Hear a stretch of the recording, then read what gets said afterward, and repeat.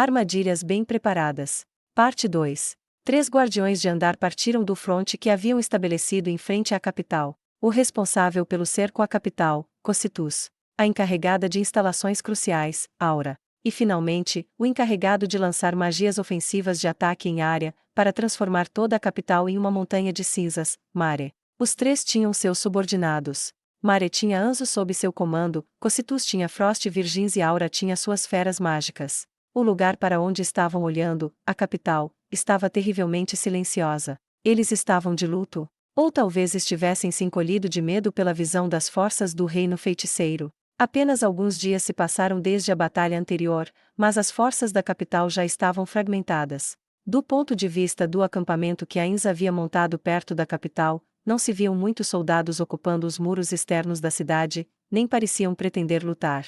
Embora fosse verdade que eles eram poucos em número, o campo de Ainz não era igualmente desmoralizado. Mercenários de alto nível não estavam presentes, nem mesmo os Master Guarders de Nazarick podiam ser vistos. O campo foi ocupado por Ainz, Albedo e cerca de 10 cavaleiros da morte de Ainz. Albedo usava sua armadura e segurava uma alabarda nas mãos. Provavelmente estava equipada com seu item de classe mundial, apenas como precaução. Já é hora? Ainz perguntou a Albedo depois que os guardiões deixaram o campo. Eles foram espalhados para cercar a capital. Creio que sim. Os guardiões se afastaram bastante. Se eles realmente quisessem agir, essa seria sua última chance. Dada a falta de movimento do lado deles, embora seja lamentável, parece que não haverá nada aqui também. Será mesmo? Ainz respondeu e desviou o olhar para a capital. Vindo da capital, ele viu uma silhueta voando na direção deles. Depois que olhou ao redor, parecia que essa era a única entidade avançando. Alguém com coragem de desafiar o rei feiticeiro,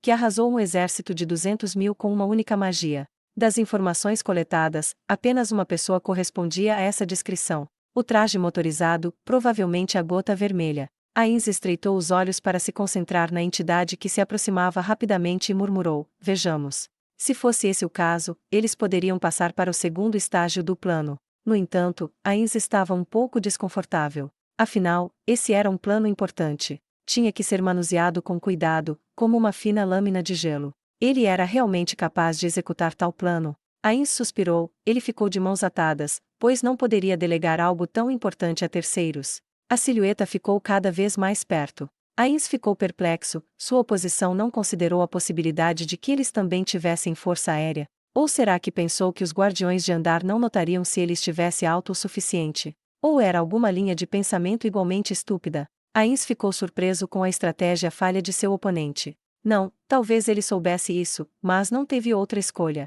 Ele sabia que isso era uma armadilha e, ainda assim, teve coragem para atravessá-la. Ou quiçá, ele é ignorante ou orgulhoso. Ou talvez, seja como for, isso não importa. Vamos descobrir assim que ele chegar aqui. De fato, respondeu Albedo. Vou deixar que resolva isso, tudo bem. Sim, por favor, deixe comigo. Suas respostas foram curtas e diretas ao ponto. Ainz não sabia dizer qual era seu estado mental atual ainda assim, ele sabia o suficiente para dizer que ela não estava muito contente com isso. Ainz encarou a silhueta. Levaria um bom tempo para chegar onde estavam, eles poderiam permitir que ele se aproximasse antes de começar a emboscada. No momento em que o pensamento passou pela mente de Ainz, ele percebeu que havia cometido um erro. Era altamente provável que ele fosse um peão descartável. Será que sabe o que ele é? Ou não faz a mínima ideia? Quem sabe? Mas isso não importa, o plano entrou em seu terceiro estágio. Todos estão preparados. Estão sim. Cumprirei meus deveres da melhor maneira possível, você deve fazer o mesmo. Sim, quero dizer. Por favor, conte comigo, Ainz-sama. Albedo respondeu exatamente quando a silhueta alcançou o fronte do reino feiticeiro, pairando 100 metros no ar e a cerca de 100 metros de distância deles. Ele podia distinguir claramente a aparência de seu oponente agora. Dito isto, neste ponto era desnecessário confirmar sua aparência. O traje motorizado vermelho brilhante parou subitamente no ar e lá permaneceu. Embora ele não pudesse ver seu rosto, Ainz percebeu que estava sendo observado. Albedo ergueu o braço e os cavaleiros da morte ao seu redor começaram a se mover para formar uma parede de escudos à sua frente. O ombro direito do traje motorizado começou a atrair luz em forma cúbica. A luz foi convertida em raio e posteriormente liberada. Cadeia do dragão relâmpago. Assim que Ainz murmurou o nome da magia, o raio em forma de dragão atingiu um dos cavaleiros da morte. O raio causou significativo dano elemental ao Cavaleiro da Morte antes de saltar para os outros Cavaleiros da Morte ao seu redor.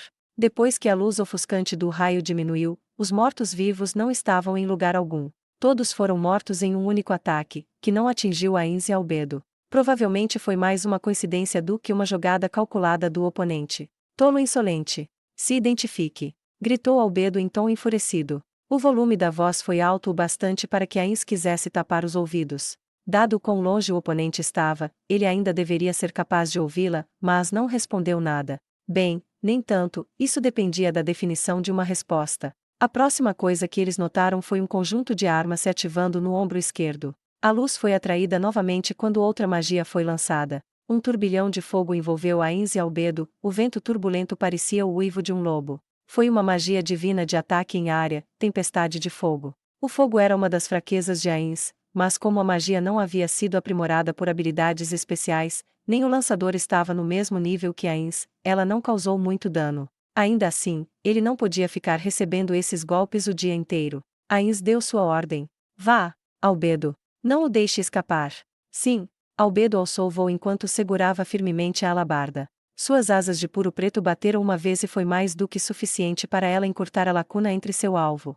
Ela não tinha certeza se foi porque o espaço entre eles havia se encurtado tão rápido, mas o traje motorizado se virou em um movimento rígido. Albedo quase afundou a alabarda em suas costas desprotegidas antes que o traje motorizado voasse para longe. Ele não voou em direção à capital, mas se moveu para o norte. Albedo recordou a geografia de seus arredores.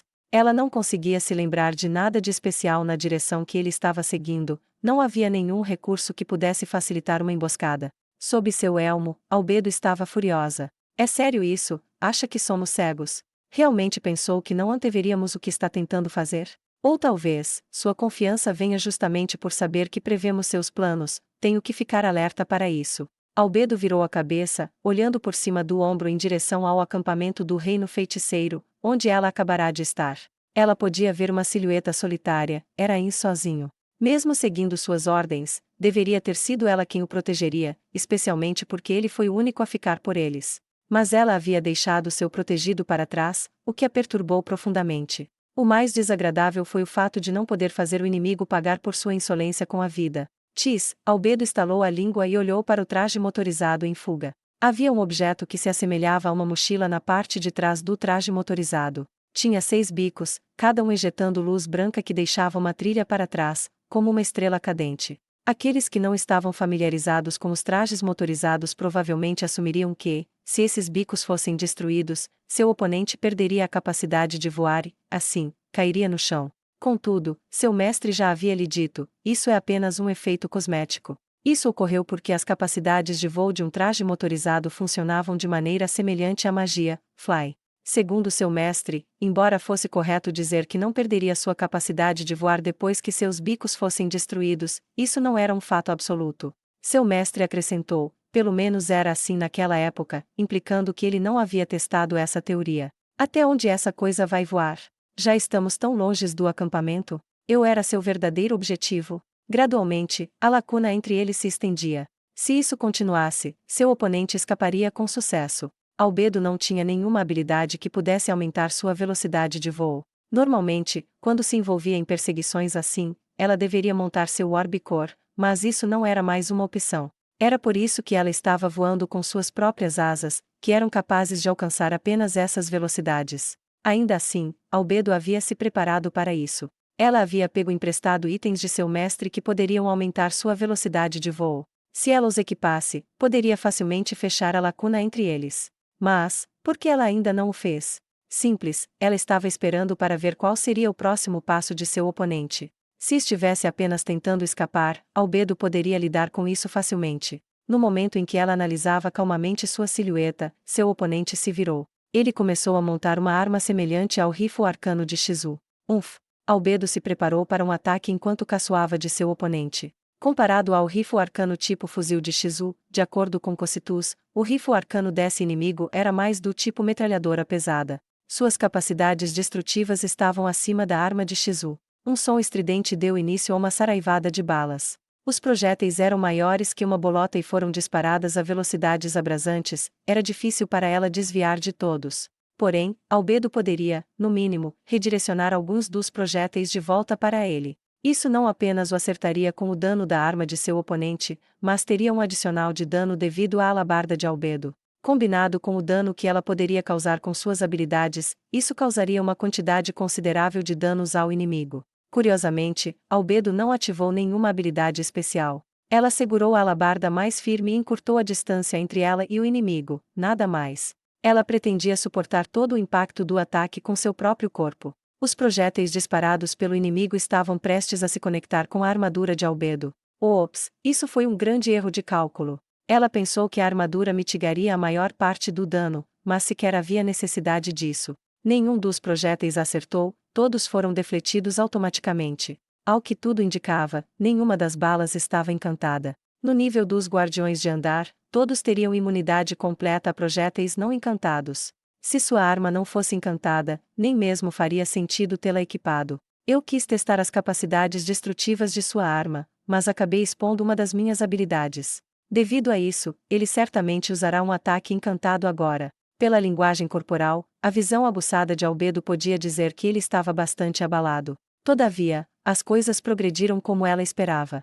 Seu oponente soltou o rifle arcano e estendeu algo para a frente. Seu próximo ataque parecia ser baseado em magia. Bom, e agora? Enquanto ela ponderava, Albedo não usou nenhuma de suas habilidades especiais enquanto diminuía a distância entre eles. Se ela tivesse usado, mesmo dado a distância atual, ele ainda estaria em seu raio de ataque. Porém, Albedo ainda não queria expor sua jogada. Da mão direita do inimigo uma luz verde brilhante foi disparada, que voou em direção a Albedo e a atingiu. De repente, o corpo e a armadura de Albedo começaram a brilhar com a mesma cor. O disparo luminoso não teve efeitos e logo desapareceu. Ela não se machucou. De fato, nem sentiu nada. Isso não foi porque ela estava ativamente se defendendo contra essa magia, mas porque essa magia em si não conseguia sequer passar pela resistência mágica passiva de Albedo. Era provável que essa magia fosse como uma das especialidades de seu mestre, a necromancia, magias de morte instantânea. Esses tipos de magias não apenas eram afetadas por aptidões, habilidades passivas, habilidades especiais e capacidades de equipamento, mas também eram afetadas pelas resistências obtidas através de níveis, penalidades e assim por diante. Quando fosse lançada por um oponente desse nível, seria difícil para essa magia ter algum efeito se não fosse aprimorada por algum meio. Albedo não só foi criada como uma NPC de nível 100, como também se equipou com vários itens para fortalecer-se. Magias vindas de um traje motorizado desse nível não poderiam afetá-la. Talvez ele estivesse tentando avaliar a diferença de força, e foi por isso que assumiu o risco de uma magia de morte instantânea. Mas o fato de seu oponente ter ponderado que uma magia tão pífia poderia equalizá-los irritou Albedo. Ela precisava mostrar a ele do que era feita. Quando ela se aproximou rapidamente de seu inimigo, Albedo ergueu o punho para dar-lhe um soco. Ela pretendia zombar de seu oponente, não usando a alabarda. Outro motivo para o soco foi que ela não conseguia medir com precisão a quantidade de dano que ele sofreria se usasse a alabarda. Seu oponente tentou bloquear com o rifle arcano, mas o ataque de Albedo foi muito mais rápido. Mesmo se contendo um pouco, um golpe de Albedo, de nível 100, ainda foi devastador. Goongo! Um clangor metálico soou quando seu oponente foi arremessado para longe. O traje, com mais de 3 metros de altura, não aguentou o soco de Albedo, mesmo sendo mais de 1 metro mais baixa que ele. Ele não apenas foi arremessado, mas também começou a tremer incontrolavelmente. Uma visão hilariante. Parece que causei mais danos do que o esperado. Ele é mais delicado do que Tofu. Ele certamente não esperava por isso. Fraco. Albedo sentiu-se frustrada enquanto ria. Ufufufu, agora você vai entender o quão tolo foi por atacar o Ain-sama. Vou desmembrá-lo por inteiro, quebrarei todos os dentes da sua boca, nem mesmo conseguirá morder sua língua, mas, talvez eu permita que acerte mais uma vez. De todo modo, o levarei ao Ain-sama para se desculpar por seus crimes. Tis. Albedo ouviu um estalar de língua vindo do homem. Você acabou de estalar sua língua para mim, que rude. Mas não importa, já estava claro que não passa de um bastardo indigno desde o momento que escolheu nos atacar sem declarar seu próprio nome, é o grau de insolência que eu esperava de você. Que baboseira é essa? Assassina. Não há indignidade em derrotar pedaços de merda do mal como vocês. Tis. Pensei que fosse um bárbaro iletrado por ter nos atacado sem dizer nada. Eu não esperava que, se bem que não, os cidadãos do reino não são diferentes de bárbaros, não. Vindo da primeira-ministra do reino feiticeiro, Albedo, é até um elogio. Albedo calculou os prós e os contras de prolongar essa conversa e concluiu que essa era uma situação explorável. Se o Ain-sama ou o Demiurgo estivessem em meu lugar, eles provavelmente poderiam engajar em uma conversa melhor. Albedo estava confiante em lidar com assuntos internos, mas não estava muito confiante em suas habilidades para planejar ou lidar com assuntos externos. Ainda assim, ela estava sozinha sem ajuda, então teve que confiar em sua própria cabeça. Mais bobagem, seja lá como se chama, gota vermelha. Desculpe, não guardo nomes de meros aventureiros. Como um tipinho igual a você é apta a ser primeira-ministra de um estado. Ele era realmente alguém da gota vermelha? Ou estava tentando confundir Albedo? Independentemente do que fosse, Albedo precisava continuar a conversa. Desde de seu golpe momentos atrás, ela já havia compreendido toda a extensão das capacidades de seu oponente. Mesmo que a luta deles fosse retomada, ela não teria problemas em lidar com ele. Albedo se preparou mentalmente para prendê-lo nessa conversa. Que maneira mais cansativa de ganhar tempo. Afinal, para não despertar a suspeita de seu oponente, Albedo teve que emular perfeitamente o caráter de um homem forte e arrogante. A silhueta de Albedo encolheu gradualmente enquanto ela perseguia o traje motorizado vermelho. Agora, Ainz era o único remanescente no acampamento.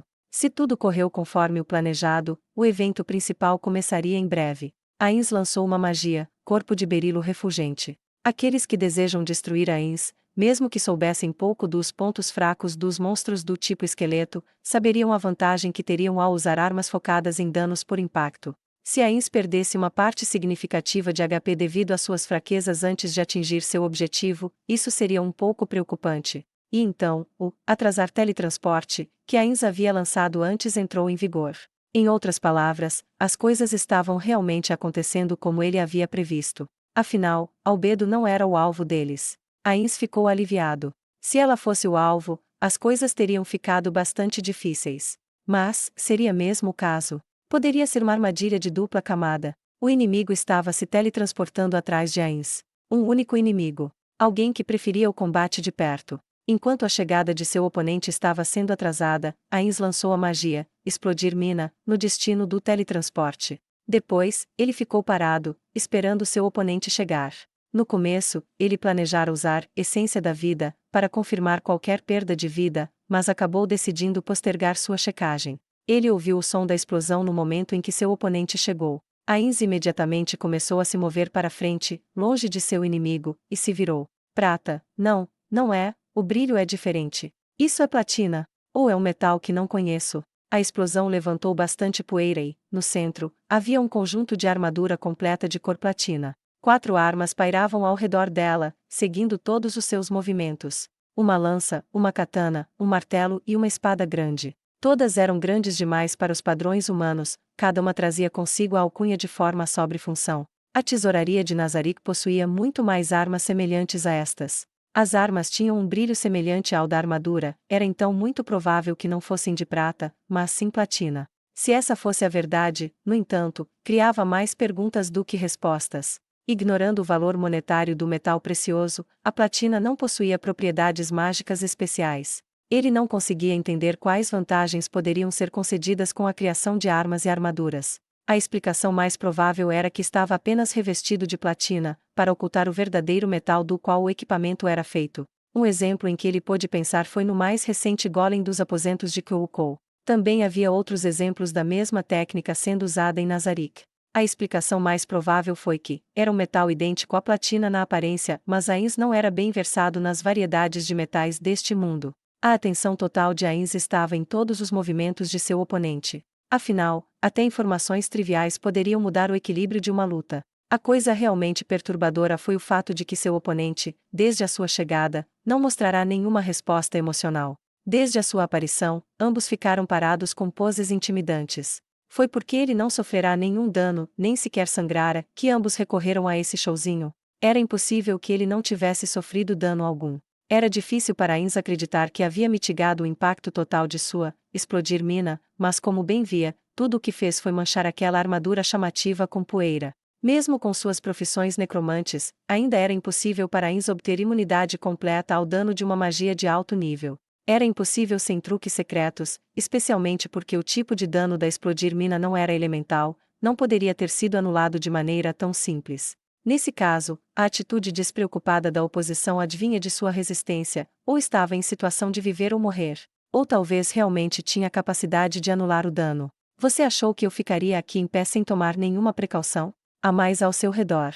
Ainz tentou avaliar a reação de seu oponente por meio de conversas, ou pelo menos era o que pretendia. Seu oponente, no entanto, não lhe deu muita chance de falar, pois o sujeito de armadura assumiu atrevidamente uma postura ofensiva. O martelo em seu arsenal flutuou para onde poderia facilmente agarrá-lo. Isso revelou um pedaço de informação para Ainz, fazendo-o rir gentilmente no fundo do coração. Isso significava que o alvo deles não era Albedo, mas o próprio Ainz. Como nenhum dos dois que vieram se deram ao trabalho de conversar com Ainz, então não estava tentando ganhar tempo. E este provavelmente planejava terminar essa luta antes que qualquer apoio pudesse chegar. Se ambos tivessem aparecido do céu e começassem a conversar com ele, isso significaria que o alvo deles era Albedo ou mesmo os dois ao mesmo tempo. Tudo até esse momento ocorreu dentro das margens do plano de Ainz. No entanto, nem mesmo Ainz pôde prever o próximo passo de seu oponente. Como as armas se moviam junto com a armadura, Ainz pensou que era do tipo lutador e que preferiria diminuir a distância entre eles. Mas em vez disso, seu oponente moveu a mão em um gesto somático, fazendo com que o martelo gigante subitamente disparasse para a frente. Veio muito rápido. Era como se um guerreiro de alto nível o arremessasse em sua direção. Ainz não teve agilidade para se esquivar. Se a arma não fosse encantada, seria anulada por sua imunidade a projéteis não encantados, mas não importava como Ainz ponderasse, ela só poderia estar encantada. Considerando essa possibilidade, Ainz ficou parado, imitando a postura que seu oponente adotará ao receber o golpe. Claro, a magia se ativou no momento em que o martelo se conectou ao corpo de Ainz. O dano do impacto foi completamente anulado pela magia, corpo de berilo refulgente. Seu olhar permaneceu no oponente o tempo todo, observando todos os seus movimentos. Naquele momento, seu oponente parou de se mover, provavelmente por surpresa, já que Ainz não receberá nenhum dano. O martelo voltou à sua posição original tão rápido quanto havia disparado, flutuando ao redor do inimigo. Muvalha-ralha. Ainz riu alto com os braços estendidos para fora para mostrar que estava ileso. Você entende agora? Tenho certeza que assim como eu, você também tem noção da fraqueza de tipos esqueleto a ataques de impacto. O mesmo vale para mim. Você realmente acreditou que eu não tomaria precauções contra isso? Que eu seria tão estúpido? Isso mesmo. Ainz deu um tapinha em seu próprio corpo. Eu sou imune a danos por impacto. Enquanto zombava, seu oponente não aproveitou a oportunidade para atacar. O que significa isso? Ainz contemplou. Se tiver cometido um erro aqui, ele pode não ser capaz de salvar a situação. O inimigo pousou, levantou a mão e falou. A voz era masculina. Muralha separa mundos. Com seu inimigo como epicentro, uma onda de choque, uma deformação espacial, passou por Ainz. Se continuasse a se expandir em sua forma inicial, esse local seria cercado em uma cúpula. Seu tamanho era imenso, com pelo menos 1 quilômetro de largura. Albedo e os outros guardiões provavelmente estavam fora de seu alcance. A mente de Ainz trabalhava a todo vapor enquanto ponderava. Esse foi um dos truques mais antigos do livro, cortar a conexão de um inimigo com o mundo exterior. Então, quão difícil seria penetrá-la? Seria capaz de impedir alguém de entrar? O teletransporte ainda funcionaria? Seu efeito e área de efeito também precisavam ser considerados. Como era uma cúpula, alguém poderia entrar pelo chão. E o mais importante, ele poderia destruí-la com algum método. Suas informações eram precárias, portanto, não podia ter certeza de nada, mas podia, pelo menos, fazer algumas inferências rudimentares. Primeiro de tudo, seu oponente com certeza sabia que Ainz era um lançador de magia, então essa coisa deveria, no mínimo, ser capaz de bloquear magias de teletransporte. A menos que ele tivesse um motivo para não usar o item de classe mundial capaz de dominar mentes, essa pessoa não foi o responsável por fazer lavagem cerebral e enxautear. E se houvesse um motivo específico para ele não usá-lo? As perguntas continuavam se acumulando, mas uma coisa de que ele tinha certeza era que não deveria subestimar esse inimigo. Isso porque Ainz tinha domínio sobre uma ampla variedade de magias e habilidades especiais. Pela experiência que reunirá por meio da experimentação, ele conhecia todas as suas capacidades. Isso colocou Ainz no topo de Nazarick em termos de táticas de combate. Contudo, a habilidade que esse inimigo acabará de usar, Ainz não conseguia se lembrar. Uma habilidade capaz de cobrir uma grande área tinha que ser uma magia de super-aba ou um item de classe mundial. Isso significava que seu oponente tinha acesso fácil a e uso imediato de habilidades que poderiam rivalizar com essa classe de habilidades. Ele era, sem dúvida, um forte inimigo. Alguém que poderia remover Ainz, e outros guardiões de andar de nível 100, de cena. Ainda assim, diante desse inimigo, Ainz não se emocionou.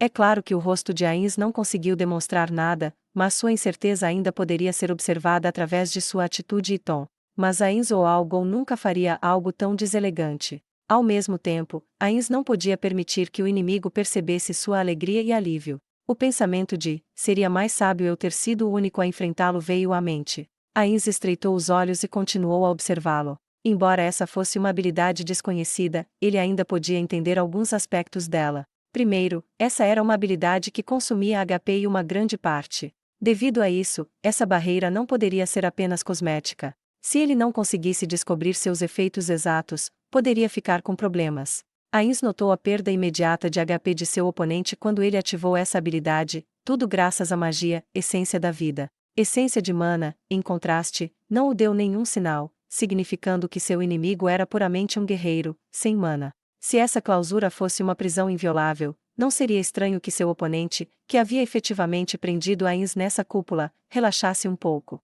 Com calma, Ainz decidiu fazer uma pergunta com isso em mente. Ele usou um tom estranhamente gentil, considerando que acabará de ser atingido por um martelo. Eu perdoarei sua emboscada anterior.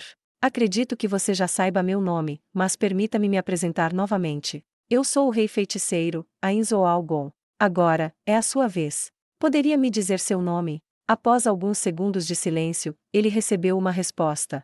Riku Agneia. Ainz imediatamente começou a analisar as informações que acabará de obter. A probabilidade de que essa barreira não apenas impedisse sua fuga, mas também impedisse que reforços aparecessem aumentou drasticamente. O fato de correr o risco de expor informações significava que ele estava tentando lhe dizer: você não pode escapar e também seus reforços não virão. Nos documentos compilados por Sebas e Demiurgo, não havia menções ao nome Riku. Alguém tão forte não teria passado em branco por sua rede de coleta de informações. Mesmo se fosse um eremita, ainda haveria indícios de sua presença. De qualquer forma, alguém tão forte certamente estaria nos livros de história do reino. Não haver nenhum registro dele era absurdo. A explicação mais provável foi que ele deu um pseudônimo. Mas por que ele daria um pseudônimo? Se fosse alguém do reino, deveria ter orgulhosamente declarado seu nome e sua intenção de destruir a raiz de todo o mal que havia iniciado essa guerra. Seria alguém que desejava permanecer anônimo por vontade própria? Outra possibilidade era que ele estava tentando atrair a retaliação de Ainz para o verdadeiro Riku Agneia, ou talvez se soubesse seu nome verdadeiro, Ainz poderia descobrir algo ou ganhar vantagens táticas. Embora as colinas Abelion fossem essencialmente uma região selvagem, eles ainda haviam coletado bastante informações dos residentes demi-humanos daquela região. Das informações que obtiveram, uma foi sobre a conexão que alguns indivíduos tinham entre seu verdadeiro nome e alma, e como alguém poderia se tornar mais suscetível a maldições caso seu verdadeiro nome se tornasse conhecido. Ainda assim, após muita investigação de Nazarick, eles não conseguiram encontrar provas conclusivas de tal fenômeno. Eles haviam relegado essa informação como lenda popular. Então, era possível que Riku fosse de uma tribo que possuía crenças semelhantes. Ainz tinha pouca ou nenhuma informação. Esta não era a situação mais ideal para ele fazer deduções aqui ou acolá. Por tudo que se lembrava, havia apenas dois seres poderosos com conexões ao metal platina. Um dos quais não era humanoide, o outro era. Eu ouvi através das canções dos bardos, a saga heroica dos 13 heróis. Muitos de seus nomes foram perdidos, embora eu me lembre de um deles usando uma armadura forjada em platina. Se bem me lembro, o nome dele era Riku Agneia. Esses bardos não ficarão entusiasmados ao descobrir que suas histórias eram verdadeiras. Ficarão? Eu não sabia que era renomado o bastante para os bardos cantarem meu nome. Seu inimigo não deu de ombros, nem fez nenhum movimento ao responder calmamente. Ele era realmente um dos 13 heróis, ou era um impostor? Ainda poderia haver detalhes faltando. Minha nossa, pensou Ainz. O verdadeiro e o falso, Ainz estava com dúvidas para qual lado os fatos estavam. Mas, dado que seu oponente estava confiante o suficiente para enfrentar Ainz ou Algon, que poderia derrotar facilmente um exército de 200.000 soldados com uma única magia, todas as extensões de suas capacidades precisavam ser exploradas nessa batalha. Riku, se importa se eu me referir a você com esse nome? Negado. Uma resposta imediata, cheia de nojo palatável veio em seu tom. Isso foi rude da minha parte. Creio que denotava intimidade demais. Devo me referir a você como Agneia então? Ainda se importaria. Está bem. Oh, perfeito. Então, eu tenho uma proposta. Se torne meu subordinado, o que me diz? O ar ao redor de Riku ficou ligeiramente frio.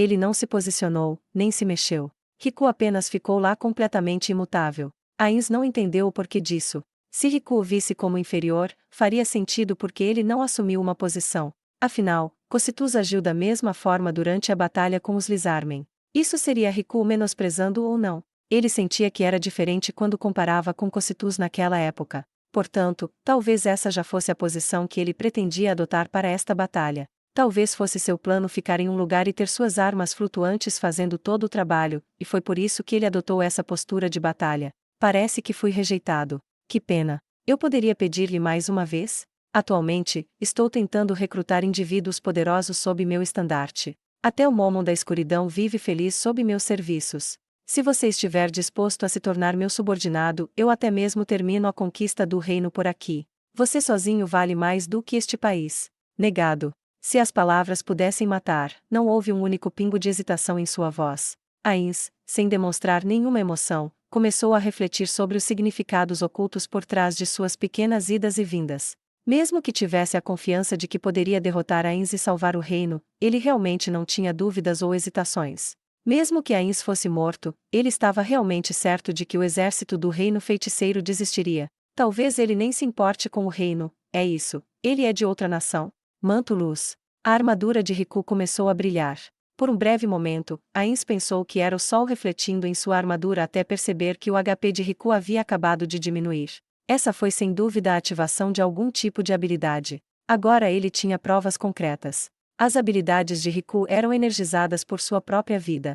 No entanto, como o HP perdido poderia ser recuperado por meio de magias ou poções de restauração, habilidades que eram alimentadas por HP eram geralmente mais fracas. Em suma, quanto maior o custo de HP, mais forte ela seria. A mesma lógica deve ser aplicada mesmo neste mundo. Riku havia ativado sua habilidade especial, o que significava que a discussão entre eles havia terminado. Ainz imediatamente conjurou uma magia. Teletransporte maior. Ainz se teletransportou até o limite da cúpula translúcida. Depois que sua visão se ajustou, ele se deparou com a barreira translúcida bloqueando seu caminho. O teletransporte falhou. Ele deu uma olhada ao redor. Parecia que Riku não tinha capacidade de segui-lo através de seu teleporte, ele não estava em lugar algum. Na direção em que Ainz olhava, muito além do horizonte, estava a grande tumba de Nazarick. Ele pelo menos pôde confirmar uma coisa sobre a barreira, ela impedia completamente o teletransporte para fora. Por outro lado, já que estava em frente à barreira, isso significava que o teletransporte para destinos dentro dela ainda era possível. Somente o teletransporte dentro e fora da cúpula foi desativado. Parecia que se alguém tentasse se teletransportar para fora, eles seriam teletransportados para a borda da cúpula mais próxima do destino pretendido. Uma informação crucial. Originalmente, ele pretendia não usar teletransporte durante toda a batalha, mas ainda valia a pena obter essa informação à custa de um de seus trunfos. Ainz estendeu a mão para tocar a barreira. Se tivesse capacidades defensivas, ele provavelmente receberia o dano no ato, mas isso era improvável. Ele estava convicto disso, pois quando o teletransporte foi interrompido ele não recebeu qualquer dano. Os ossos do dedo dele fizeram contato com a barreira. Ao contrário de sua aparência suave, era extremamente dura. Quando ele tentou exercer força, sem se importar se a quebraria, a barreira permaneceu incólume. Era como uma muralha que separava os mundos. Ainz pegou uma moeda de ouro comum e a jogou. A moeda bateu na barreira e ricocheteou. Em seguida, ele lançou uma magia, relâmpago, em um ângulo pré-calculado. Ainda não atravessou. Assim que ele ficou satisfeito com os resultados de seus experimentos, a magia, atrasar teletransporte, foi ativada novamente. Sem dúvida era Riku. Ainz mais uma vez usou, corpo de berilo refulgente, e esperou, de costas para Riku. Depois que Riku apareceu, ele usou um objeto desconhecido para golpear o corpo de Ainz em alta velocidade. Por ter sido um dano do tipo impacto, foi completamente anulado pela magia corpo de berilo refulgente. Mas, por algum motivo, seu corpo foi arremessado e pressionado contra a barreira. Isso foi altamente incomum. Normalmente, quando o dano de um ataque é anulado, seus efeitos secundários não se aplicam. Ainda assim, o ataque de Riku não seguiu essa regra. Qual era o significado disso? Ainz não fazia ideia. Ainz devagar e regiamente se virou. O martelo voltou ao lado de Riku. As 4 armas que cercavam Riku estavam diferentes de antes, todas estavam com um brilho branco. Isso combinado com a armadura, inegavelmente parecia fodão. Por outro lado, o HP de Riku havia diminuído ainda mais. Ele havia perdido mais vida do que quando ativou essa habilidade momentos atrás. Seria porque ele tinha que aplicar essa habilidade a cada arma separadamente ou porque o teletransporte também lhe custará um pouco de HP? Ainz desejava mais informações. Eu sou imune a danos de impacto, creio que já lhe disse, mas então, como você fez isso? Mesmo que possa se teletransportar, você não poderá usar isso para escapar dessa barreira. Seu destino é perecer aqui. Responda à pergunta, seu idiota, pensou Ainz, mas não disse em voz alta. Afinal, se ele queria que seu oponente falasse, ele tinha que evitar irritá-lo muito. Percebi. Estou impressionado que seja capaz de criar uma barreira tão intransponível. Presumo que esteja realmente decidido no que faz. Nenhuma resposta. Uma das 4 armas, a espada grande, parou de orbitá-lo. Estava vindo. Riku parecia não querer saber de conversa. Ainz deu o primeiro passo com isso em mente. Magia gêmea, espada de obsidiana. Ainz conjurou 2 espadas de obsidiana e as disparou contra Riku. Se seu oponente estivesse usando armas flutuantes, ele faria o mesmo. Uma das espadas foi desviada pela espada grande de Riku e o corte da outra foi esquivado de uma maneira não natural. Que? Ainz não pôde deixar de vocalizar seus pensamentos. O que foi chocante não foi o fato de Riku conseguir se esquivar do ataque, mas como ele o defletiu. Nem mesmo Cocitus seria capaz de fazer o que Riku acabou de fazer. Riku havia executado uma estrela lateral na altura da cabeça e sem usar as mãos, e assim evadiu o ataque. Embora houvesse outras esquisitices além do que ele acabará de fazer, Ainz não quis se concentrar nesses detalhes agora. A mais importante das conclusões foi que esses movimentos foram inumanos. Normalmente, quando um humanoide pula, eles dobram os joelhos e liberam a força acumulada. Haveria movimentos reflexivos antes do salto real, contudo, Riku não fez nada disso, nem acumulou força nos músculos, mas ainda executou uma estrela lateral na mesma posição que estivera todo o tempo. Embora não fosse impossível, especialmente com magias como Fly, nem mesmo Ainz conseguia isso. O corpo de uma pessoa sempre se moveria reflexivamente de uma certa maneira ao realizar essas ações. Talvez os super adeptos da magia Fly fossem capazes de fazer esses movimentos, mas Ainz ainda se sentia desconcertado com esses movimentos. A explicação para isso estava na ponta da língua, mas seu cérebro não conseguia expressar adequadamente. Enquanto Ainz estava ficando cada vez mais irritado, Riku contra-atacou com sua espada grande.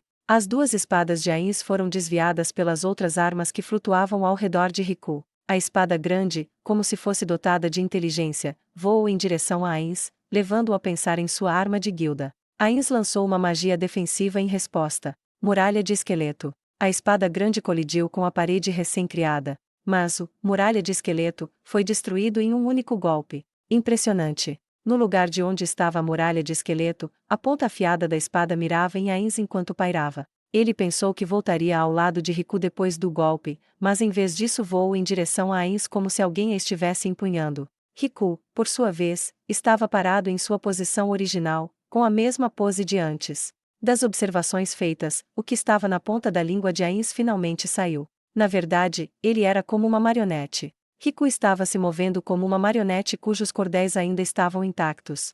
Era como se mãos gigantes estivessem atrás dele, uma controlando o corpo e a outra controlando as armas. Isso não é algo como psicocinese, controlando as armas, mas a armadura também.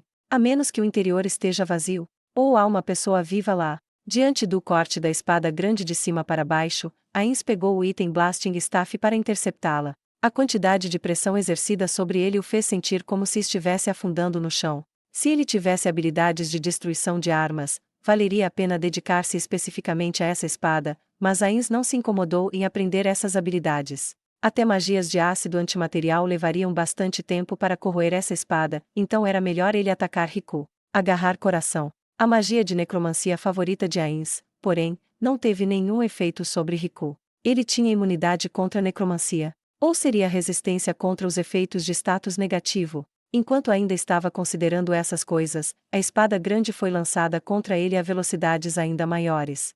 Gu! Ele não poderia anular nem esquivar a tempo, então seu corpo recebeu todo o impacto daquele ataque. Depois de receber o golpe, Ainz recuou um pouco apenas para esbarrar na barreira atrás dele. Estava em posição desvantajosa. Teletransporte maior. Ainz se teletransportou para cima. Por terem sido feitas por magia de conjuração não convencional, as 2 espadas logo retornaram aos lados de Ainz. Como estava logo acima de seu oponente, seria facilmente detectável. Ainz não se teletransportou para longe, nem pretendia ganhar tempo até Albedo chegar. Essa era uma batalha que ele ansiava. Apenas por precaução, ele lançou corpo de berilo refulgente, novamente enquanto observava Riku. De sua perspectiva, ele parecia um ponto. Ele começou a subir assim que viu Ainz. Ele não tentou atacar Ainz com suas armas, provavelmente devido a alguma restrição de alcance. Ainz contrapôs descendo. No momento em que passaram um pelo outro, ele arremessou as espadas gêmeas de obsidiana. Os construtos da espada de obsidiana só poderiam ser usados como ferramentas ofensivas, não serviam para se defender. Isso ocorria porque as espadas de obsidiana sofriam uma perda maciça de durabilidade se usadas para interceptar o ataque de um oponente. Se usado na defensiva, a durabilidade das espadas diminuiria rapidamente até se quebrar. Riku usou as armas ao seu redor para defletir as duas espadas que voejaram pelos céus. Ele apostou tudo na defesa. Riku escolheu não contra-atacar. Depois de passar por Riku, no instante que Ainz pousou no chão, ele percebeu a lança caindo em sua direção a uma velocidade grotesca. Ainz saltou para frente, custando evitar o ataque. Como já havia ativado Fly, ele não teve nenhum problema em ficar de pé novamente. Ainz levantou-se para se distanciar daquele local enquanto Riku descia casualmente ao chão. Suas 3 armas flutuavam ao seu redor e a lança que havia sido cravada no chão logo retornou a orbitá-lo. Ainz também tinha suas 2 espadas de obsidiana flutuando ao seu lado. Quando mais se movia, mais Ainz tinha certeza que não tinha um ser vivo naquela armadura. Seus joelhos nem mesmo dobraram quando ele pousou. Foi neste instante que Riku, que estava de pé com a mesma pose de sempre, de repente segurou a espada grande em suas próprias mãos. A distância entre eles foi reduzida em um instante. Sua velocidade atual foi a mais rápida desde que começaram. Ele veio como uma estrela cadente. Ainz enviou as 2 espadas de obsidiana para interceptar o ataque de Riku, mas elas foram desviadas pela katana, posteriormente caindo no chão. Chame o trovão maior. Vários filetes elétricos convergiram para Riku, mas ele não diminuiu a velocidade. Ele não tinha saído ileso, Ainz podia ver seu HP diminuindo. Era mais provável que ele tivesse suprimido qualquer forma de dor. A espada grande se erigiu bem acima da cabeça de Ainz, e cortou de cima para baixo. Goô! No momento em que Ainz sofreu danos, ele viu pelo canto do olho a katana de Riku vindo lateralmente. Ainz começou a manejar seu Blasting Staff. Riku recebeu os ataques com seu próprio corpo. Os ataques físicos de um lançador de magia não eram tão impressionantes, assim sendo, como preferir a receber os golpes, ele deveria estar planejando atacar Ainz. Sua dedução estava correta. Se Ainz estivesse no lugar dele, ele teria feito o mesmo. Entretanto, foi uma péssima escolha, terrível para essas circunstâncias. Ainz sorriu profundamente quando a onda de choque começou a se propagar.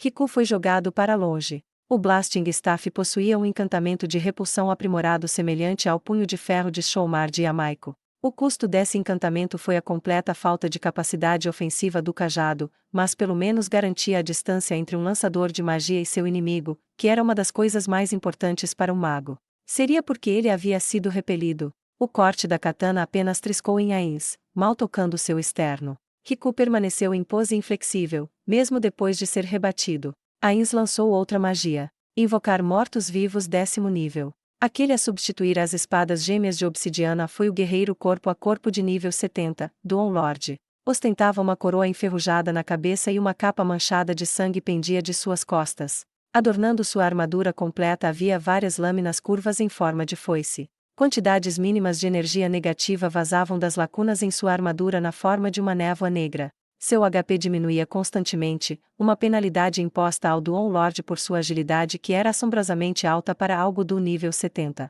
O uso ideal de tal convocação exigia maestria em gerenciamento de unidade. No entanto, Ainz só queria que ele fosse seu escudo, então nada disso importava para ele. Convocações poderiam ser usadas como escudos ou espadas. Lançadores de magia capazes de usá-las eram bem fortes em geral. Dito isto, um poderoso guerreiro puro poderia facilmente ignorar essas convocações. Por exemplo, o que Cocytus faria? Ele provavelmente atrairia ambos os mais perto possível de seu alcance. O que Albedo faria? Ela provavelmente usaria suas capacidades defensivas como vantagem para atacar diretamente o conjurador, ignorando completamente a convocação. Ela também poderia redirecionar o agro para que eles se matassem. Então, o que Riku faria? A tática de Riku até esse momento foi de confiar em suas armas de ataque automático. Embora ele empunhasse sua espada grande, ele não usava habilidades especiais ou artes marciais em seus golpes. O mesmo déficit de Ainz, que não tinha um domínio preciso de suas habilidades como guerreiro. Foi por isso que Riku encurtou a distância entre eles e avançou para Ainz sem hesitar. Uma ação inflexível. Provavelmente, ele era do tipo que se especializara em combate a curta distância, em vez de confiar apenas em suas armas flutuantes. Talvez por esse motivo ele fosse capaz de destruir facilmente sua convocação. Se assim fosse, Ainz teria perdido a opção de aumentar a distância entre eles. Confrontado com o Riku que se aproximava rapidamente, o Duon Lord apertou com mais força sua arma, uma lâmina longa e curva encaixada na ponta de um longo bastão, uma foice de guerra. A foice estava embebida em energia negativa, envolta na mesma névoa negra de antes. Ainz usou o vínculo mágico que tinha com o Duon Lord para dar suas ordens. É altamente provável que nosso oponente não seja uma criatura viva, mas tente confirmar mesmo assim. Sua ordem foi vaga. Desnecessário dizer que uma convocação possuía uma parte do conhecimento de seu convocador, por isso deveria ter entendido suas intenções mesmo sem sua ordem, mas era melhor prevenir do que remediar.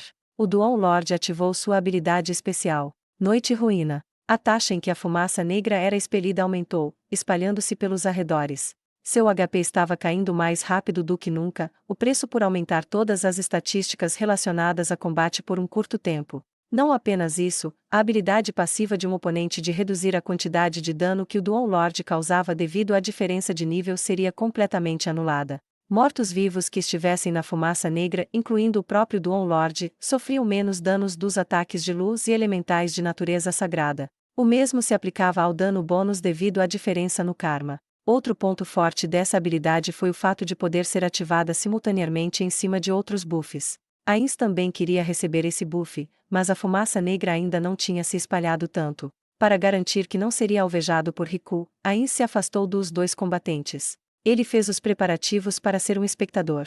Estava na hora de entender a verdadeira extensão da força de Riku. A foice do Duon Lord colidiu com a espada grande flutuante, um barulho estridente ecoou ao redor.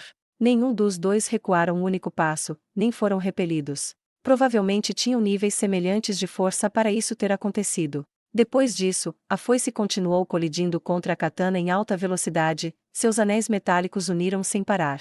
Os golpes da espada grande logo tornaram-se inerte pela foice, o golpe perfurante subsequente foi bloqueado pelo martelo em forma de escudo. A lança arremessada foi desviada pelo cabo da foice, enquanto o Duon Lord graciosamente se esquivava do corte da espada. Logo depois, para aproveitar a distância criada pela evasiva, Riku saltou para a frente. Ambos estavam em pé de igualdade em termos de capacidades ofensivas e defensivas, mas Riku tinha mais truques na manga. Explosão negativa. Os raios de luz negros começaram a pulsar de Ainz enquanto expandia e engolia seus arredores. O Duon Lord se curou ao receber a energia negativa, mas devido ao gasto de mana, não era a maneira mais econômica de curar alguém. Por outro lado, Riku não sofreu danos da magia. Para não ter recebido dano, era porque ele tinha imunidade à energia negativa? Era uma característica racial? Ou era uma característica de alguma profissão? Ou talvez, a explicação mais provável, tenha sido a relação com sua panóplia. Ter planejado lutar contra Ainz significava que, pelo senso comum, ele deve ter se preparado contra ataques de energia negativa, um elemento básico dos mortos-vivos. Mesmo Ainz se equiparia com itens que conferissem resistência ao fogo se ele lutasse contra um dragão de sopro flamejante. Enquanto os estrondos de suas armas colidindo não paravam, Ainz lançou sua próxima magia. Perfeito incognoscível. Ainz, agora completamente indetectável, saiu da sombra de seu tanque, o Duon Lord, para circular em torno da batalha. De repente, a katana voou em sua direção a uma velocidade rápida demais para se esquivar, perfurando seu manto na região do abdômen. Ele não sofreu nenhum dano devido à sua resistência a danos perfurantes. Ainz ainda estava atrás da figura do Duon Lord. A katana, suspensa no ar, começou a cortar em direção ao Duon Lord. Ele pode ver através de indetectabilidade.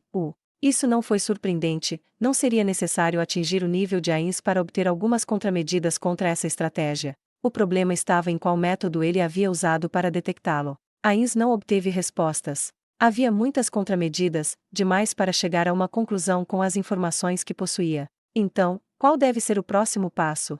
Riku parecia desejar mirar Ainz diretamente, dado que todas as armas flutuantes estavam apontadas para ele, mas com a presença do Duon Lord, elas não conseguiram alcançá-lo. Após cálculos aproximados de suas opções disponíveis, dado o status atual da batalha, ele chegou à conclusão de que deveria estar inundando sem parar com magias ofensivas. Se o Duon Lord caísse, ele poderia convocar outro. A probabilidade de vitória dessa estratégia era bastante alta. No entanto, não era assim que Ainz queria acabar com isso. Riku era um inimigo poderoso, algo raro neste mundo, e com inúmeras habilidades estranhas a Ainz. Dado que esse era o caso, era melhor para ele testemunhar toda a extensão do poder de Riku ao longo desta batalha, para que ele estivesse melhor preparado caso um inimigo semelhante aparecesse no futuro. Ainz cancelou o lançamento de sua magia de ataque. Embora soubesse que sua prioridade agora deveria estar em sua própria defesa, ele tinha um motivo específico para não fazer isso. Era perigoso de fato, mas ele tinha que resistir ao desejo. Ainz observou ambos, ataques e defesas. O Duon Lord estava sendo reprimido levemente, mas nenhum dos dois estava sofrendo danos significativos. Pode-se chamar os golpes que eles estavam trocando de idas e vindas, mas a simplicidade no estilo de luta de Riku era bastante preocupante. Contudo, Ainz sabia exatamente o porquê o Duon Lord não conseguia vencer. Nenhuma de suas habilidades, ataques de energia negativa ou ataques espirituais tiveram efeitos contra Riku. Nesse ponto, estava praticamente confirmado que Riku era de uma raça que possuía propriedades semelhantes às de golems ou outros construtos. Talvez seja alguma habilidade ou item que lhe desse essas capacidades, ou talvez ele fosse apenas um construto simples. Em termos de qual opção era mais provável, tinha que ser a primeira, já que Riku era capaz de falar. Meios golems ou raças semelhantes tinham as mesmas resistências que outros construtos, então poderia ser de uma dessas raças. Apesar disso, por que alguém de uma raça dessas ajudaria o reino? Mas o que mais importava no momento eram as habilidades de Riku e não suas motivações. Por que ele estava usando ataques tão simples? Ele parecia não ter usado habilidades nem artes marciais desde o começo. Um dos seres supremos era um controlador de golems. Os movimentos de Riku eram quase idênticos aos golems controlados por aquela pessoa. Riku seria fácil de lidar se fosse um meio golem, mas se ele fosse um golem puro, com alto-falantes conectados ou criados por técnicas secretas, as coisas seriam muito mais difíceis. Até onde Ainz sabia, a força de um golem escalava com o valor do metal usado para construí-los, as habilidades do criador e os cristais de dados adicionados. Golems de alto nível eram relativamente caros de fabricar.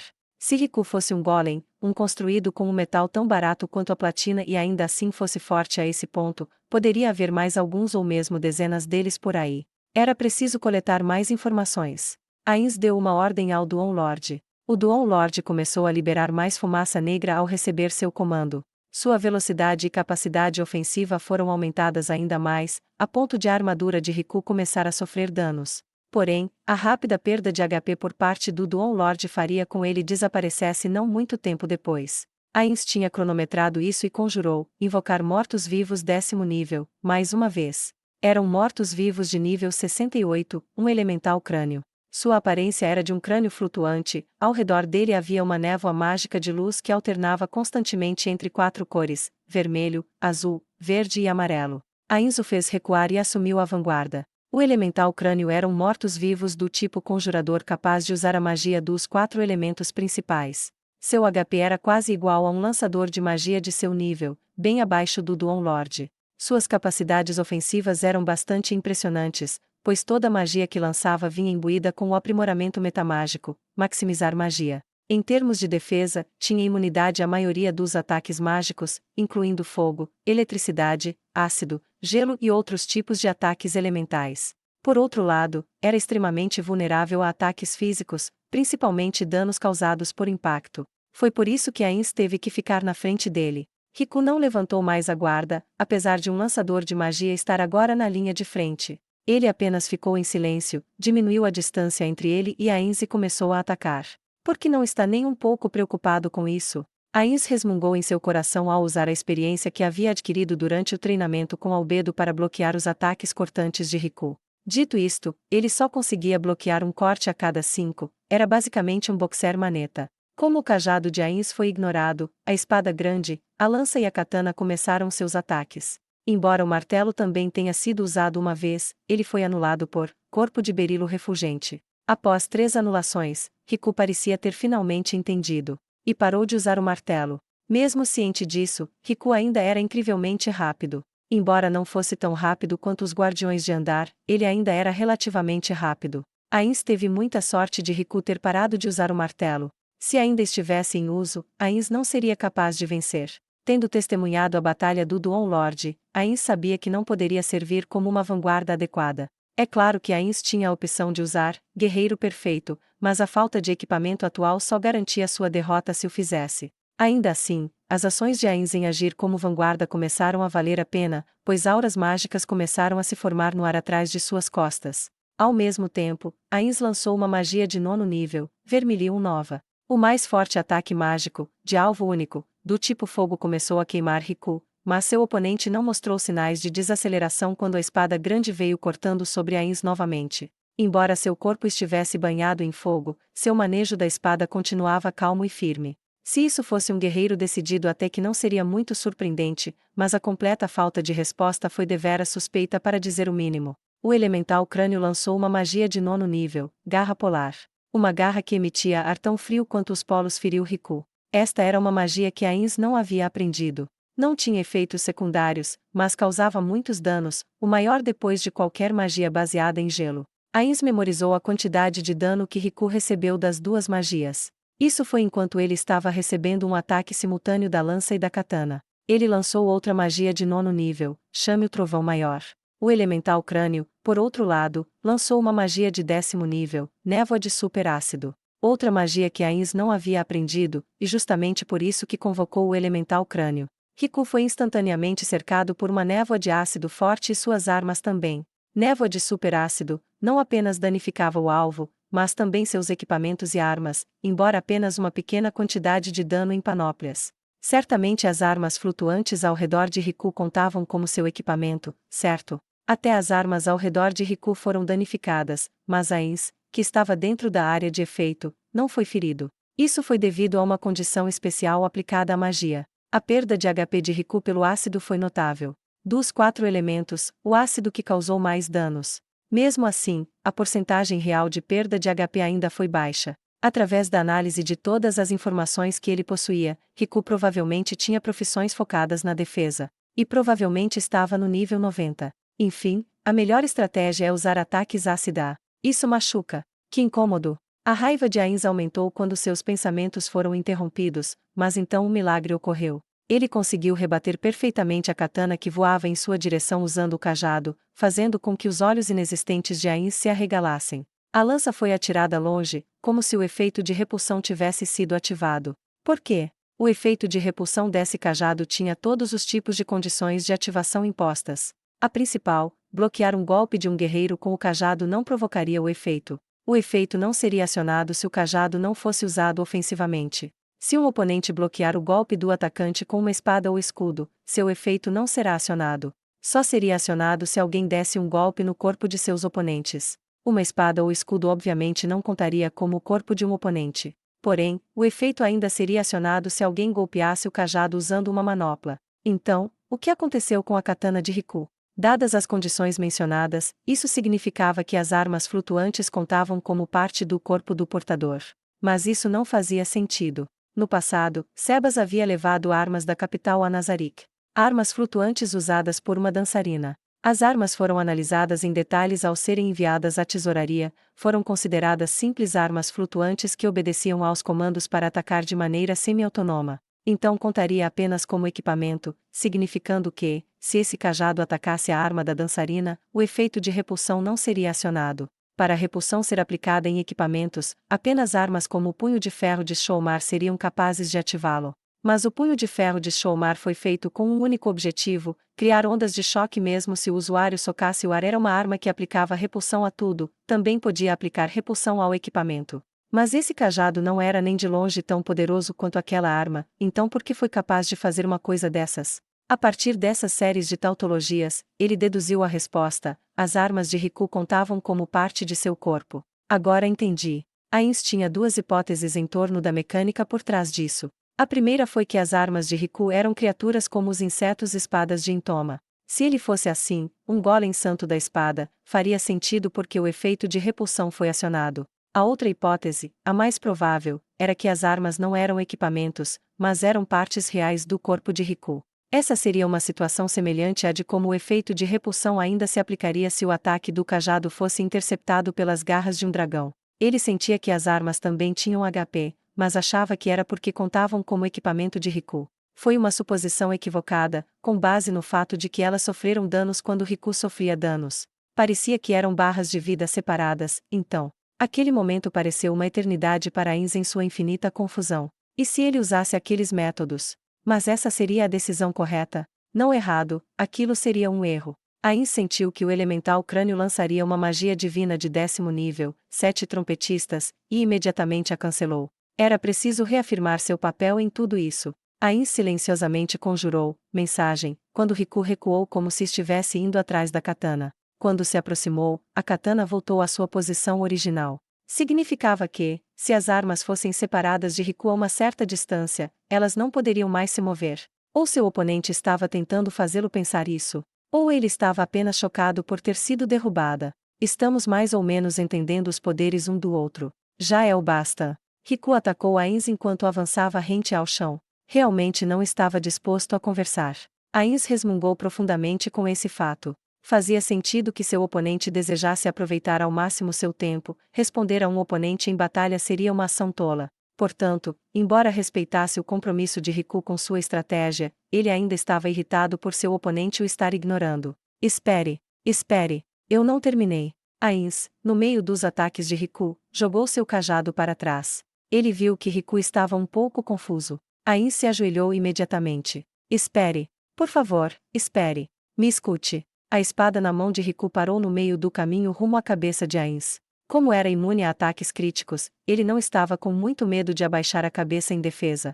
Ao mesmo tempo, ele deu uma ordem ao elemental crânio.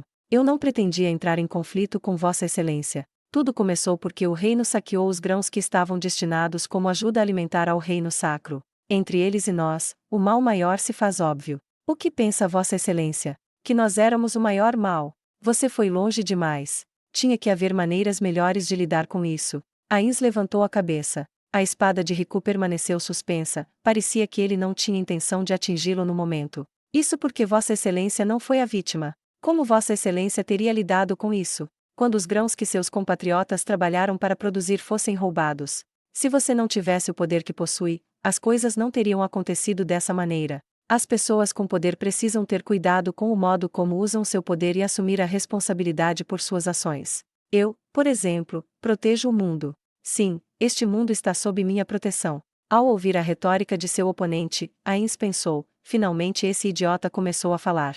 Ele estava sendo um ouvinte silencioso. Alguns preferiram a resposta do público durante seus discursos, enquanto outros não. Pelo seu tom de amante da justiça, Ains percebeu que era melhor ficar quieto. Ains tomou notas mentais de tudo o que disse. Os atos daqueles que se reuniram em torno de minha amorosa mãe estavam errados. Eles estavam errados da mesma maneira que meu pai. No fim das contas, o poder absoluto apenas corrompe. É a fonte de todos os males. Ains observou Riku em silêncio, acalmando a respiração o máximo que pôde. Riku estava apaixonado em seu discurso, Ains não deveria ser tão rude e interrompê-lo. Para ser sincero, Ains não conseguia entender o que Riku estava falando, mas, ao mesmo tempo, não soava como se estivesse apenas falando besteiras. Ele deveria pelo menos ter falado de uma maneira que um leigo como Ains pudesse entender. Embora a raiz de todos esses erros tenham se originado em nós, não pedirei perdão por isso, nem posso permitir que você continue nesse caminho de destruição. É por isso que precisa perecer. Voz, a espada grande se moveu para baixo. Talvez ele se sentisse culpado por executar o indefeso Ains. A espada desceu a uma velocidade muito mais lenta do que antes. Calma, calma aí, revele mais informações já que estava de tão bom humor, Ains quase disse em voz alta. Seu oponente não pretendia falar mais nada, então não havia necessidade de continuar com esse teatro. A batalha continuou. O elemental crânio, que havia sido ordenado a entrar em modo de espera, avançou para a trajetória da espada grande para interceptar o golpe. Foi um uso eficaz de uma convocação, afinal, o elemental crânio não seria mais útil. Essa foi a escolha certa a fazer. Supondo que essa arma fosse como as Puit-Lance de Chautiar, ele não teria feito isso. No entanto, como a arma de Riku não tinha capacidade de roubo de vida, ele poderia usar livremente a convocação como sacrifício. Então isso tudo foi culpa sua. Então o errado aqui é você, não. Ains soltou um grito lamentável. Quem eram eles? E o que fizeram de errado? Ains não conseguia entender, mas talvez expressando sua resposta dessa maneira, Riku exporia mais algumas informações. Uma tentativa válida. Talvez ele realmente estivesse se sentindo culpado, seus movimentos estavam muito mais lentos do que antes. Ains aproveitou essa oportunidade para esquivar para trás. O elemental crânio se entrepôs entre eles.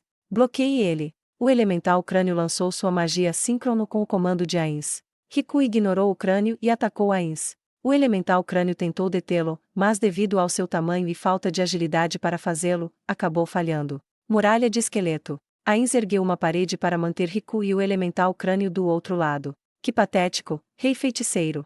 Riku berrou de raiva. Talvez sua fúria fosse porque Ainz havia deixado sua convocação do outro lado do muro para assim poder escapar, mas isso não importava para Ainz. Um lançador de magia que preferisse ficar sozinho ao invés de ficar atrás de alguém, não passava de um suicida. Seria pior do que. Ele poderia voar facilmente por cima do muro, mas Ainz sentiu que Riku estava atacando o elemental crânio e o muro. Comparado ao elemental crânio, muralha de esqueleto, não era muito durável. Desmoronou imediatamente após o golpe de Riku. O elemental crânio lançou Vermilion Nova várias vezes para reduzir o HP de Riku, mas derrotá-lo seria uma tarefa difícil. Poderia ser por causa de suas profissões, mas sua resistência mágica era normalmente alta. Dado que esse era o caso, Ainz lançou uma magia sobre Riku. Estase temporal. Uma magia de alvo único de 9º nível. Embora a magia pudesse impedir o oponente de se mover, também os impedia de receber qualquer dano enquanto estivesse em vigor.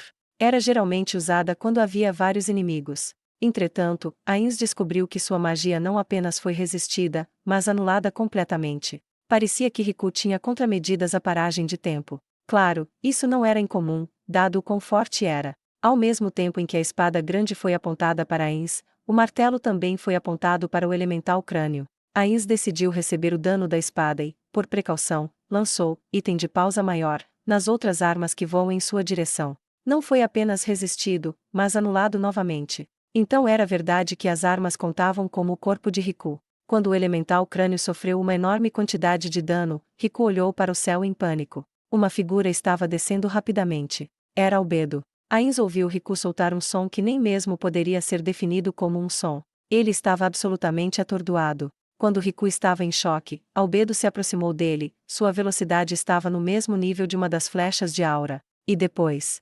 Seu desgraçado, Quando aquele rugido aterrorizante foi ouvido, a alabarda chamada 3F desceu com a intenção de rachar a cabeça de Riku. Por sua vez, Riku levantou sua espada e lança em uma cruz para bloquear seu ataque. O impacto criado pela 3F foi considerável, pois os 2 pés de Riku se afundaram no chão. No momento seguinte, Riku foi jogado para o lado. Albedo chutou o peito de Riku. A armadura soltou um grasnido lamentável. Seu inseto! Como se atreve a desrespeitar o Ainz-sama? Imperdoável! A declaração de Albedo fez com que o ar ao redor dele estremesse. Ela começou a atacar logo em seguida. A distância entre os dois foi reduzida em um instante. Riku recebeu um ataque com força suficiente para jogá-lo na exosfera. O som de metal colidindo ecoava de forma estridente. Riku usou 2 das armas flutuantes para bloquear o ataque. Ele voou para trás com toda a sua força. Não com um salto, ele voou para trás sem tocar os pés no chão. Albedo, pare. É suficiente. Ainz interrompeu Albedo, que estava prestes a emendar um ataque. Isso foi o suficiente, ele não deveria permitir que Albedo lutasse mais. Entendido. Mesmo seu olhar dizendo que estava infeliz, Albedo ainda parou de se mover. Provavelmente era correto supor que ele não queria mais lutar. Riku começou a subir para distanciar um pouco deles. Albedo ficou em silêncio ao lado de Ainz, usando seu próprio corpo como um escudo contra Riku. Ela provavelmente estava em alerta para ataques de longo alcance pelo inimigo. Agni e Adana. Direi mais uma vez. Torne-se meu subordinado. O que me diz? Darei tudo o que sempre quis. Sua proposta não recebeu resposta, mas Ainz continuou. Que pena. Ouça, as portas do reino feiticeiro estão sempre abertas para sua pessoa. Visite-nos quando quiser. Depois que disse isso, Ainz abaixou a voz para dizer a Albedo. Você acha que ele ainda quer lutar? Não, ao meu ver ele não quer. Mas, se isso não for sua retirada, talvez seja melhor derrotá-lo aqui. Se nós 2 atacarmos ao mesmo tempo, não deve ser muito difícil, não. Embora não devesse tê-los ouvido, Riku desapareceu. A barreira que ele ergueu também lhe que fez. Ainz não tinha certeza se ele havia se teletransportado antes de desfazer a barreira ou vice-versa, nem sabia para onde havia fugido. Apesar de haver coisas a serem investigadas, Ainz sentiu como se tivessem completado com sucesso sua missão. Valeu a pena, acho que aquilo foi concluído. Bom trabalho. Não sou digna de tais elogios. Ainda pode haver pessoas nos vigiando. É melhor voltarmos a Nazarick primeiro. Vamos então. Depois de banir o elemental crânio, Ainz ativou teletransporte maior para se retirar com Albedo. O homem armadurado que recebeu o nome de Riku Agneia usou o teletransporte mundial para chegar ao ponto de encontro predeterminado. Ele apareceu na frente de seu colaborador, que já estava esperando por ele. Desculpe, estou atrasado. Que isso, não se preocupe. Acabei de chegar também. Quem respondeu não foi outro senão o líder do grupo aventureiro Adamantite, Gota Vermelha, Azuteazu. Por estar usando seu traje motorizado de costume, Riku teve que olhar para cima ao falar com ele. Azuteazu não tinha sido sincero, isso porque já estava esperando por 5 minutos. E quanto à razão pela qual Riku sabia disso, ele esteve observando esse lugar à distância por um tempo. A razão óbvia foi porque estava preocupado que Azuteazu estivesse agindo como isca. Se os subordinados do rei feiticeiro estivessem realmente vigiando Azuteazu, Riku o abandonaria imediatamente e retornaria a seu país. Foi por isso que, antes mesmo de começar a verificar se estavam sendo observados, ele estava de olho nos arredores. Dito isto, havia um tipo diferente de ameaça, uma que exigia conversar com Azuteazu para ter certeza. Por isso, Riku apareceu diante de Azuteazu. Desculpe, Tsa. Ela acabou fugindo. Acho que ela foi para onde estavam, mas então, deu um fim no rei feiticeiro. Infelizmente não.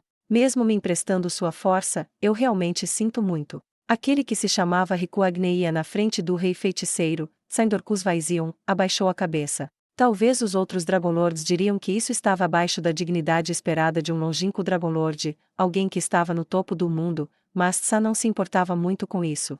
Se o ato de se curvar lhe permitisse agradar a outra parte, ele se curvaria inúmeras vezes. Não precisa se desculpar.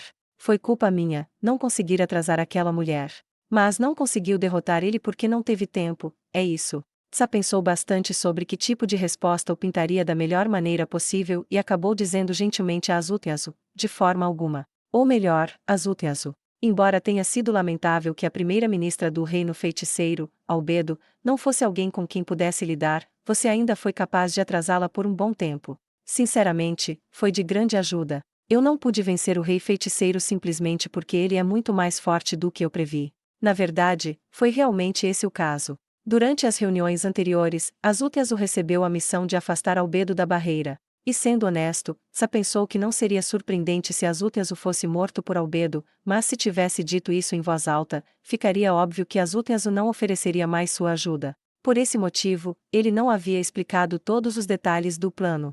Dado aos acontecimentos, foi realmente impressionante como Azuteazu conseguiu sobreviver a uma perseguição com Albedo. Para Tsa, seu dever mais importante era permanecer vigilante contra jogadores que mantinham intenções maliciosas em relação a este mundo, motivo pelo qual ele não gostava de usar descomedidamente seus poderes. Ainda assim, ele tinha uma pergunta em mente, ou melhor, algo que não conseguia descobrir. Claro que foi por isso que Azuteazu sobreviveu. O traje motorizado que ele usava poderia realmente aumentar as capacidades ofensivas e defensivas do usuário, além de fornecer ao usuário uma variedade de habilidades. No entanto, não elevava o HP ou MP. Era como um resistente exoesqueleto de quitina, que cobria as entranhas macias de um inseto. Mesmo que suas interações de combate com Albedo tenham sido curtas, ele já estava ciente de uma coisa: ela era muito mais forte que o rei feiticeiro. Possivelmente, o rei feiticeiro era mais hábil em lidar com grandes exércitos, então em combate individual ele não era capaz de liberar todo o seu potencial. Seja qual for o caso, Azuteazu definitivamente não era forte o suficiente para sobreviver a uma luta com Albedo com alguma facilidade. Mas, como exatamente Azuteazu sobreviveu? Aquela demonia, Albedo, existe alguma maneira de tirá-la de cena? Não, é quase impossível. Precisei usar o arsenal completo do traje e criei o máximo de distância possível entre nós, custei sair de lá para esta vida maravilhosa. Então esse foi o caso. De fato, Albedo não usou nenhum ataque à distância, nem parecia ter armas de longo alcance. Tudo fazia sentido agora. Em retrocesso, suas especulações anteriores pareciam um pouco maliciosas. Tsa sentiu vergonha de seus próprios pensamentos. Ele suspeitava que Azuteazu havia feito um acordo com Albedo, ou talvez com o próprio rei feiticeiro, para traí-lo. Todavia, todas suas hipóteses se provaram infundadas. Ainda assim, Azuteazu era apenas um colaborador, não um companheiro. Além disso, ele não tinha evidências concretas para apoiar a noção de que Azuteazu não o traíra. Ah, sim. Eu disse ao rei feiticeiro que me chamava Riku Agneia, lembre-se disso. Se o rei feiticeiro alguma vez perguntar-lhe, não se esqueça de referir-se a mim por este nome falso. Riku Agneia. E esse nome significa alguma coisa. Não, é apenas um nome aleatório que inventei. Mas, se alguém neste mundo tiver esse nome, provavelmente terá muitos problemas. Isso era apenas uma meia-verdade. De fato, ele nunca ouvirá falar de Agneia como sobrenome, mas o nome Riku era usado em vários lugares. Isso despertaria a ira do rei feiticeiro para com essa pessoa, e não seria uma mera escaramuça. Tem razão. E não se esqueça da fúria da primeira-ministra do reino feiticeiro, Albedo. Os dois riram suavemente. Claro, se alguém chamado Riku Agneia realmente existisse neste mundo, isso não seria motivo de escárnio, para o dono do nome, pelo menos. Tsa riu quando relembrou. A demonia chamada Albedo. O rei feiticeiro não foi capaz de romper a barreira, então ele não era uma grande ameaça. Mas aquela demonia, no entanto, foi capaz de atravessar sua magia selvagem, muralha separa-mundos. Essa era uma magia selvagem de nível intermediário que poderia criar um espaço separado da realidade. Impedia a entrada por todos os meios convencionais, bem como quaisquer tentativas de se teleportar para fora. Ser capaz de entrar na barreira significava duas coisas: ou Albedo era uma usuária de magia selvagem ou possuía um item de classe mundial. Embora não tenha confirmado se aquela demonia era um jogador ou NPC, pela relação de mestre-servo entre os dois, provavelmente era o último. Mas se fosse esse o caso, por que Ainz não se equiparia com o item de classe mundial, mas o entregaria a Albedo? Isso era um mistério. A menos que essa tal Albedo seja o jogador e o rei feiticeiro seja o NPC, não seria uma ideia tão ridícula assim. Classificar-se em segundo lugar na hierarquia deste mundo seria, provavelmente, uma escolha de segurança.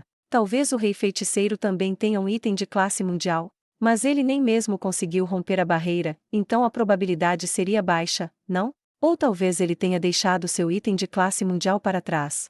Isso certamente era possível. Tsa ouvirá de Riku que havia guildas que possuíam 2 itens de classe mundial, então era possível que eles também tivessem 2. Tsa, quão forte é o rei feiticeiro? Se nem você pôde derrotar, então realmente é forte. Se fosse eu não, se fosse isto aqui, poderia vencer. Azuteazu, sem ofensa, mas não. Ele é um oponente que nem eu posso derrotar facilmente. É mesmo é. Mas, graças à sua assistência, tenho uma noção geral dos recursos que ele faz uso. É claro que, se eu encarar o rei feiticeiro novamente, sairei triunfante. Mesmo tendo dito isso, se ele confiasse em sua armadura, a vitória seria dura. Talvez ele devesse fazer os preparativos para o lugar onde fossem lutar. Mas, Sandorcus suspirou. Se ele estivesse em um nível semelhante à vampira da última vez, essa armadura passaria por maus bocados em combate sério. Contudo, se ele não usasse a armadura, mas enfrentasse o rei feiticeiro pessoalmente, ele não poderia perder. Isso seria verdade mesmo se ele fosse tão forte quanto a vampira. Desde que lutasse usando seu corpo real, não haveria problemas. Ainda assim, se lhes desse tempo demais para expandir sua influência, as coisas ficariam fora de controle. Como esperado de você, o mais poderoso Dragonlord do mundo. Não é para tanto. Existem muitos por aí que são mais fortes do que eu.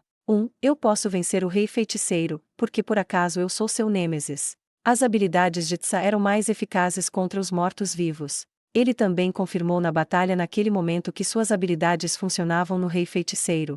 Foi por isso que Tsa julgou o rei feiticeiro como um oponente que não merecia muita cautela. Comparada ao rei feiticeiro, Albedo era muito mais perigosa. Perdoe esse meu pedido, Azuteazu, mas se surgir outra situação como essa, ainda estaria disposto a me ajudar. Da próxima vez, Azuteazu murmurou solenemente uma única frase. Tsa entendeu o significado por trás de suas palavras e não o questionou mais. Depois de algum tempo, Azuteazu finalmente falou. O reino vai mesmo perecer. Provavelmente. Não há muito que eu possa fazer para ajudar, mesmo que eu queira. Então é isso, da próxima vez eu terei que comprar tempo despistando aquela demonia lá. Eu até posso, mas você sabe que há uma chance de que, da próxima, eu não consiga comprar tempo algum, não é? Certamente, eles podem não se separar da próxima vez. É por isso que, se aquela demonia deixar o lado do rei feiticeiro por qualquer motivo, você estaria disposto a lutar com o rei feiticeiro ao meu lado. Se Azuteazu lidasse com as conjurações, Tsa definitivamente poderia derrotar o rei feiticeiro. Durante essa conversa, não houve nenhum sinal da presença de subordinados do rei feiticeiro. Não havia mais nada para ele fazer aqui. Tsa desviou o olhar para a capital, que estava ao longe, muito longe. Tsa já havia testemunhado a queda de muitas nações. Esta logo mais enfrentaria sua própria destruição. Tsa se sentiu um pouco solitário, mas se comparado a isso, ele estava mais ansioso pelo fato de que essas terras logo entrariam sob o domínio do reino feiticeiro. Embora não tenha recebido nenhuma graça do reino, ele ainda sentirá muita falta do mesmo. Embora tenha notificado seus companheiros, talvez também houvesse necessidade de convocar os outros Dragonlords. Quase esqueci, eu me encontrei com as pessoas da Teocracia, mencionei o nome que me disse aquela vez. Sério, agora eles saberão que tem um apoiador.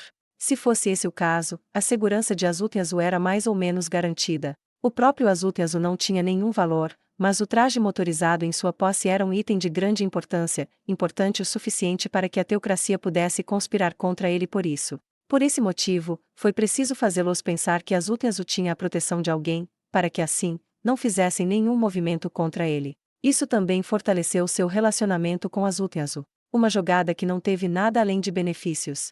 Mas fiquei me perguntando algo, por que não dizer a eles que ouvi diretamente de você? Simples, se não tiverem ideia de onde está a fonte dessa informação, eles não saberão por onde investigar.